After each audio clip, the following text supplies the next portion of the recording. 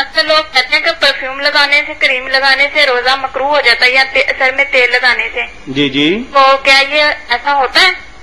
یعنی عورت کے حوالے سے آپ پوچھ رہی ہیں کہ اگر عورت پرفیوم اور کریم لگائے تو کیا اس کا روزہ ٹوٹ جاتا ہے یا برقرار رہتا ہے؟ برقرار رہتا ہے. جی بالکل. روزہ میری بچی نہیں ٹوٹتا، خوشبو لگانے سے نہ مرد کا ٹوٹتا نہ عورت کا ٹوٹتا. البتہ یہ احتیاط ہونی چاہیے کہ عورت ایسی خوشبو استعمال کر کے جو پھیلتی ہے ہوا میں اور دوسروں کے ناک تک جاتی ہے، بازاروں میں اگر جائے تو یہ دین کے خلاف. ایسا نہیں ہونا چاہیے.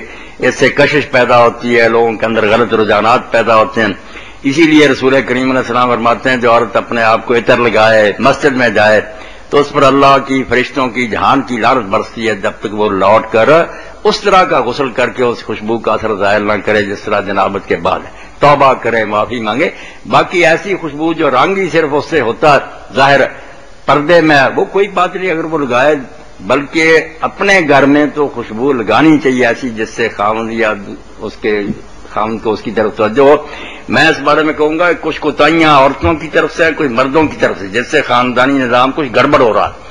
حضرت امام قاضی ابو یوسف رحمۃ اللہ علیہ فرماتے ہیں کہ 3 چیزیں ایسی ہیں جن پر مرد کو مارنے کا اختیار ہے کہ وہ بیوی کو مارے. ایک نماز نہیں پڑھتی، ایک اجازت کے بغیر گھر سے نکلتی ہے، اور ایک وہ زینت نہیں کرتی، اپنے آپ کو بنا سنوار کر نہیں رکھتی. یہ دنیا کا دھندا نہیں، دین ہے کہ خامن کا دھیان اس کی طرف رہے.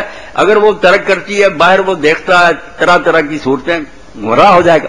تو نیک نیتی سے تو خوشبو اگر استعمال کی جائے گھر میں تو عبادت ہے، کوئی روزے کو اس سے نقصان نہیں پہنچتا.